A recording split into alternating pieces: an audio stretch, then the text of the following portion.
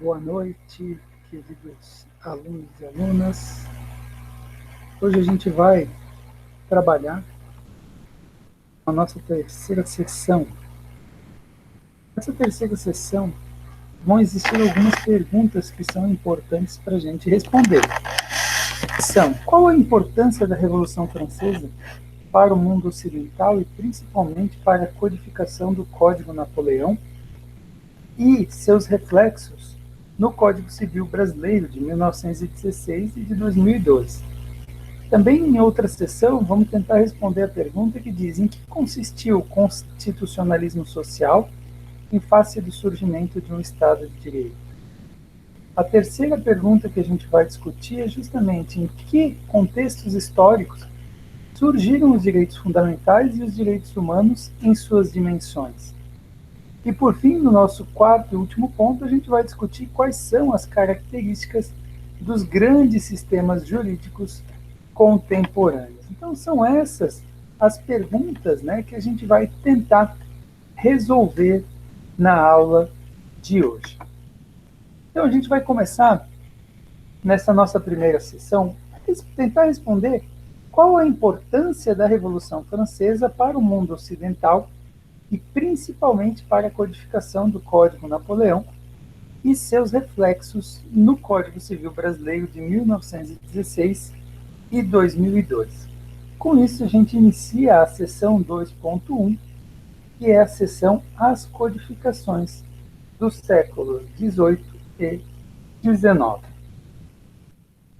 É importante a gente saber que no Brasil, o Código Civil de 1916 e o Código Civil atual nosso, né, que é de 2012, ele reconheceu muitos institutos que nasceram lá no Código de Napoleão, né, o Código Napoleônico. A exemplo, né, do princípio da irretroatividade das leis, o direito de propriedade, do casamento, do direito de família, do regime de bens, entre diversos outros temas. Outro ponto aqui que é importante a gente citar é que toda essa modernização do direito civil, né, por Napoleão Bonaparte, foi muito em razão da sua genialidade e do seu carisma com o povo francês. Ele era muito amado pelo povo francês e odiado pelos seus adversários, né? E teve uma influência inequívoca e avassaladora para a história europeia, né? E até mesmo a história mundial.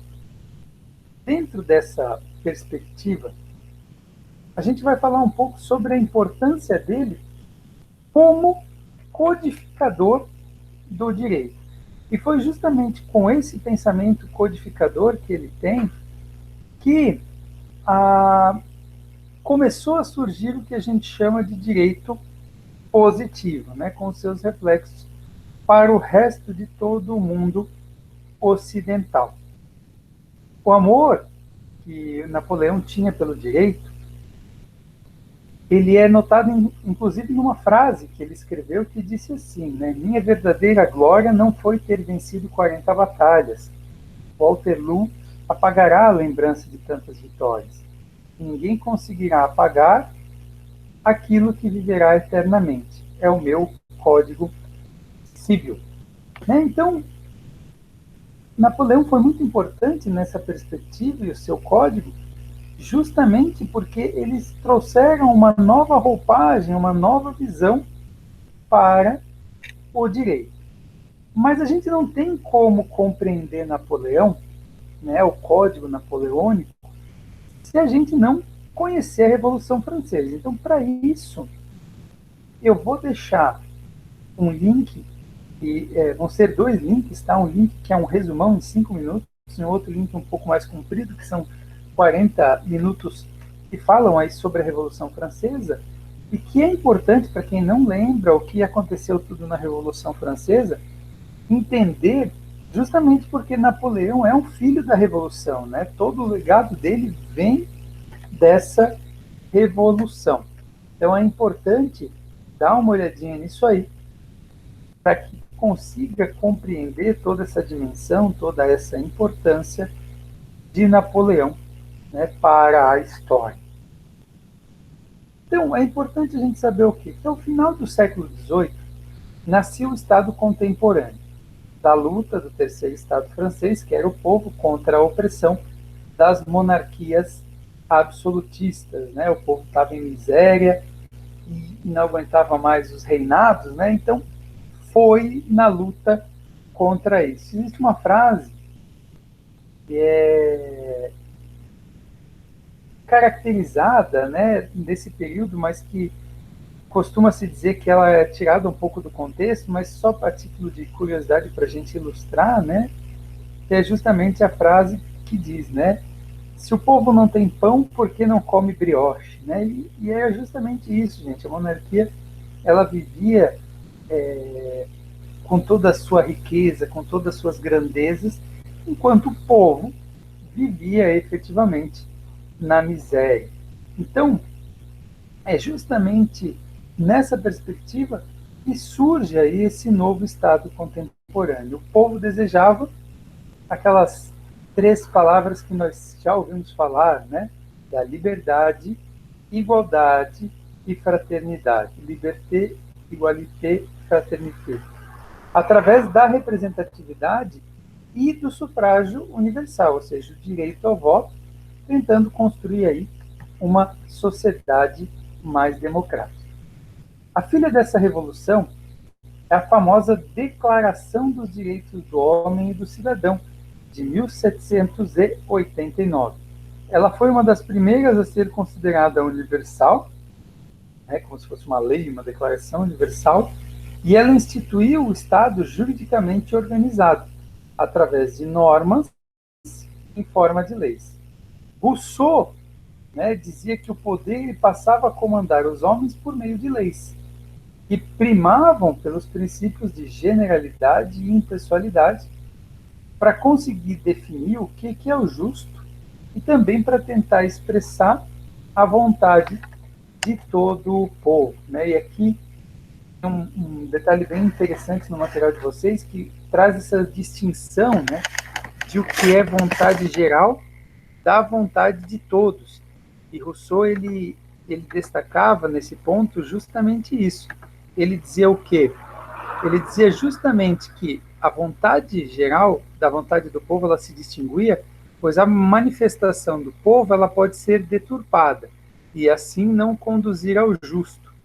Então, a vontade de todos não significa que é a vontade geral, né? Então, é uma vontade da maioria, não de toda a população, não é uma vontade geral.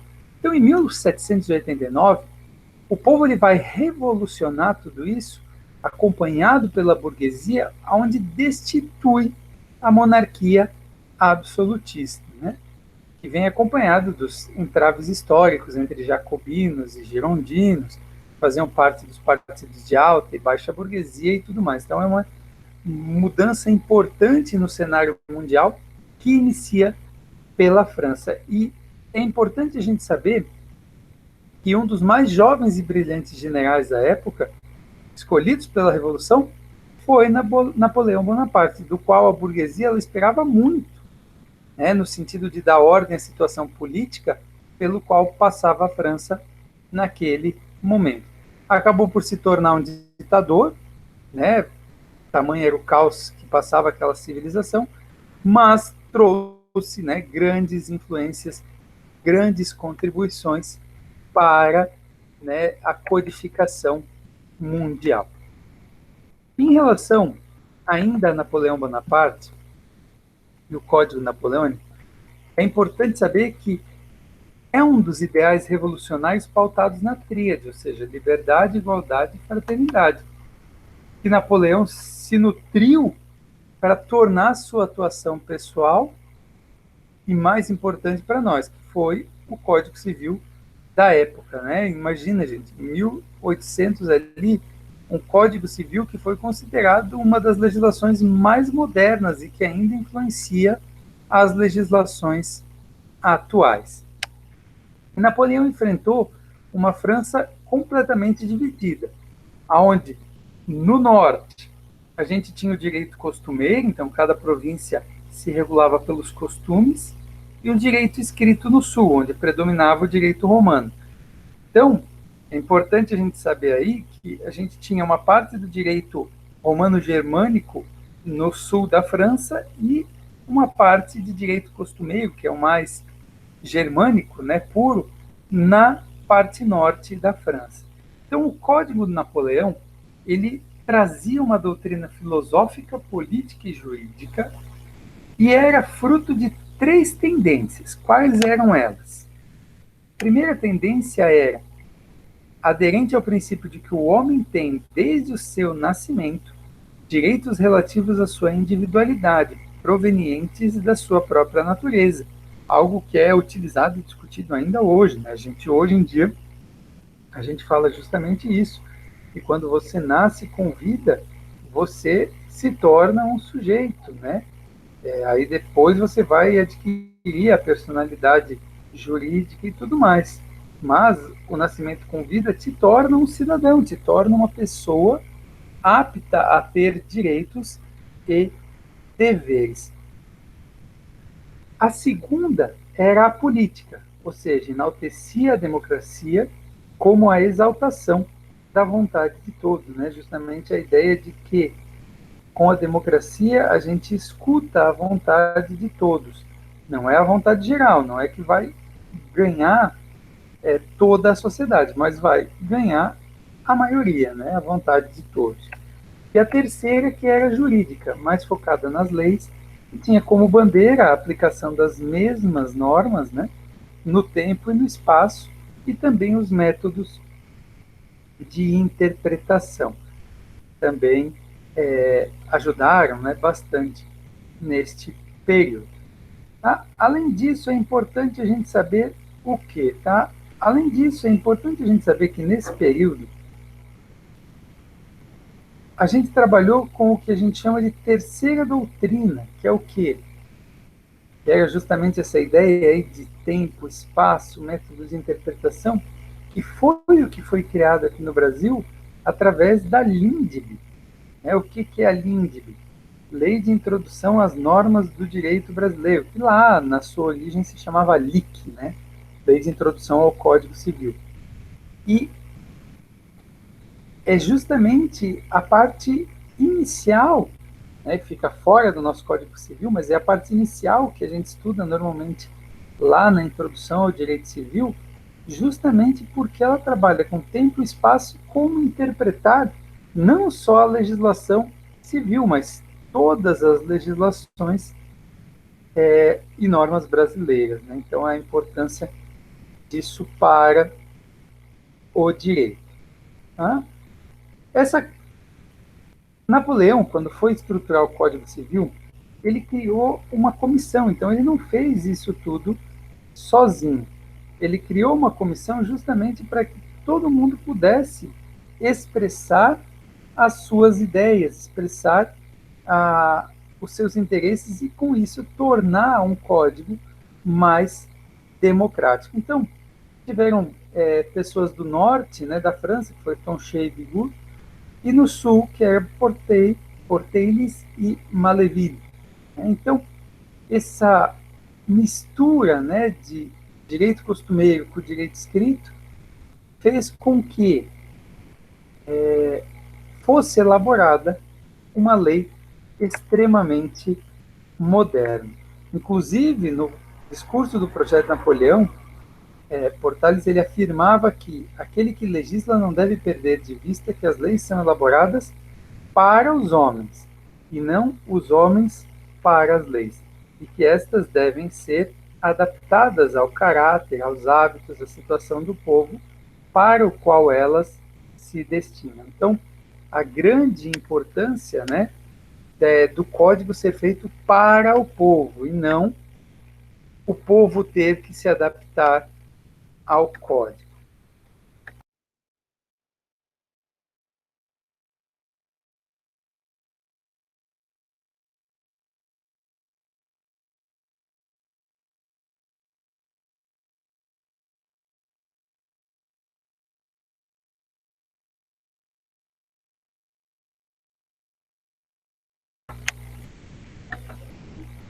o tempo todo, a comando de Napoleão, esses membros eles estiveram vinculados a uma concepção individualista do pensamento liberal da época, né, com certa prevalência sobre os temas de liberdade e propriedade. O código ele foi utilizado como modelo para praticamente todos os países da América Latina, além de diversos outros países ocidentais. Vamos então falar um pouquinho das semelhanças entre o código, né, napoleônico e os nossos códigos aqui, o Código de 1916, de Bevilacqua, e o Código Civil de 2002. Tá? Então, o artigo 2 do Código, o artigo 2º do Código Napoleão, para o Código Civil de 1916 e de 2002, trazia justamente o quê? O princípio da irretroatividade das leis, consagrando a sua eficácia no tempo, que hoje, inclusive, ele está lá na Lei de Introdução às Normas do Direito Brasileiro. Então, aqui é até interessante, para quem puder fazer uma pesquisa aqui, ver justamente esse princípio da irretroatividade inserido nas constituições federais e também em quase todas as legislações, né? Então, a maioria delas tem a irretroatividade e nas constituições, inclusive, como cláusula pétrea. Tá? Então, é bem importante conhecer, né, a importância dessa situação. Tá? Então, vale a pena aí dar uma olhadinha nisso aí. Outro detalhe importante é que a estrutura dos atos jurídicos e seus vícios de consentimento, como erro, dolo, coação, então lá no artigo 1108 do Código Napoleão, foram inseridos tanto no Código de 2016 como no de 2002, somando ainda o estado de perigo e lesão, né, que foi dois acréscimos que vieram aí na nossa legislação. Um outro aspecto marcante que a gente teve aqui foi a importação das regras do direito de propriedade, que foram dispostas no Código de Napoleão, no segundo e terceiro livro. Porém, no Brasil, o exercício ele foi restringido, né? Foi condicionado à sua função social e também é vedado o mau uso da propriedade. Então, não pode ter, por exemplo, a finalidade de poluir o meio ambiente, causar danos e prejuízos a terceiros. E outras situações que a gente vê aí bem próximas são, né, os reflexos que teve no direito de família. Tá? O Código Napoleão, nesse sentido, ele tem tentado preservar os ideais de igualdade, então ele estabeleceu a estrutura familiar ainda chefiada pelo poder do marido. Mas mesmo assim, para a época, né, foi um enorme avanço, pois os filhos que antes mesmo, ao atingir a maioridade, ficavam vinculados ao chefe de família, foram libertados dessa dependência. Ainda em relação a esse ponto, é importante a gente saber o que, gente? É importante a gente saber que o casamento ele era indissolúvel e os filhos de adultério não eram reconhecidos em seus direitos. Também foi se alterando com o tempo. E nesse sentido, o Código Brasileiro já foi um pouco mais moderno, né? Em 1916, também perpetuou a indissolubilidade do casamento, mas depois foi modificado em 1977, com o que a gente chamava de desquite, né? E aos poucos a lei napoleônica, no que tange ao casamento, foi adquirindo uma face mais contratual para o direito de família, quando surge o casamento civil e o regime de bens. Né? O Bevilacqua escoltou as mudanças para o Código Civil de 1916. Né? Ele trouxe essas mudanças para o Código Civil. Uma das discussões aí que vale a gente frisar foi o descontentamento das mulheres, que o Código de Bevilacqua ele ainda mantinha no rol das pessoas relativamente incapazes, ao lado dos pródigos dos menores, dos silvícolas, às mulheres. E elas eram submetidas a que o marido fosse responsável pelos atos da vida civil. Já o Código de 2002 já não trouxe nada disso que tinha no Código Civil de 2016, de 1916. Inclusive, o Código Civil de hoje, ele iguala os direitos dos homens e das mulheres, inclusive no exercício do poder familiar, né, abraçando inclusive a filiação legítima.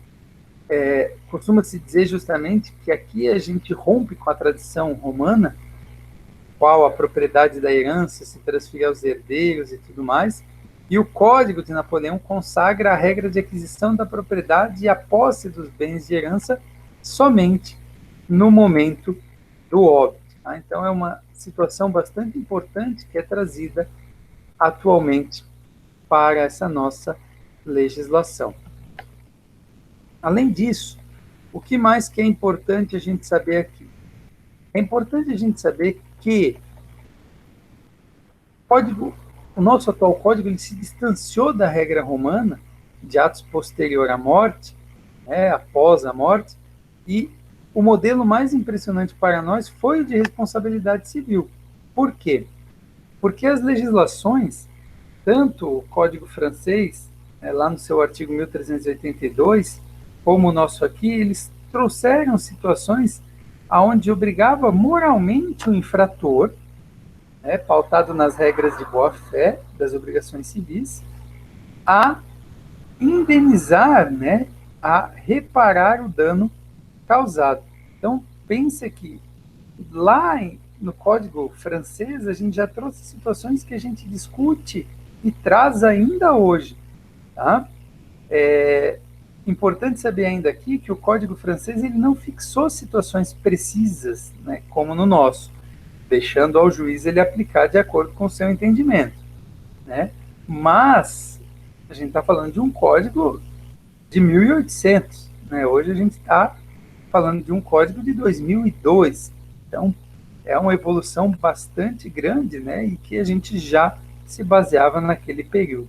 Também a gente adotou, lá do Código francês, a responsabilidade civil baseada na culpa e as premissas do abuso de direito, quando a gente trouxe os atos ilícitos baseados no dever de indenizar. Então, outra situação que traz aí uma informação bastante importante para a nossa legislação. Outra situação aqui é o direito contratual napoleônico, a parte de contratos no direito do Código Napoleônico, que a gente também importou algumas regras, como o princípio da autonomia da vontade e de sua força obrigatória, que é o quê? A liberdade de contratar, a noção de fatos supervenientes que desequilibrarem um contrato, tá, causam a sua resolução. Também são preciosas heranças aí do nosso Código Napoleônico. Pensando nesse ano de hoje, 2020, o Código Napoleônico ele completa 216 anos. Vocês têm noção que muita coisa de lá a gente usa praticamente igual no dia de hoje, o que mostra a importância da civilização francesa e o porto seguro que foi esse Código Napoleônico para diversas civilizações, como a nossa aqui também. Então, importante agora a gente refletir para tentar responder essa pergunta, Qual a importância da Revolução Francesa para o mundo ocidental e principalmente para a codificação do Código Napoleônico e os seus reflexos no Código Civil Brasileiro de 1916 e de 2002. Então, a gente tem que refletir e tem que saber isso, e tentar lembrar a importância que foi a Revolução Francesa, não só para a França, mas para todo o mundo, para toda uma civilização. E, além disso, é importante a gente listar ainda os princípios da irretroatividade, estrutura interna dos atos jurídicos, os vícios de consentimento, direito de propriedade, direito de família, casamento, regime de bens, filiação, transmissão de herança, vocação hereditária, responsabilidade civil, culpa, abuso de direitos, que foram todos princípios, conceitos trazidos daquela época. Tá? Então é importante a gente ver justamente isso, o amor que Napoleão teve pelo direito, com a criação de um código que refletiu e influencia ainda hoje o nosso ordenamento jurídico. Tá? Então essa é a importância aí para a gente conhecer toda essa história do direito. Tá? Então, fica aí, eu vou deixar alguns links aí também para que vocês possam acessar e não esquece de responder aí as questões para ir, né, ampliando o conhecimento e ficar mais fácil aí na hora da resolução da prova. Uma boa noite para vocês, obrigado por acompanharem a aula e até semana que vem.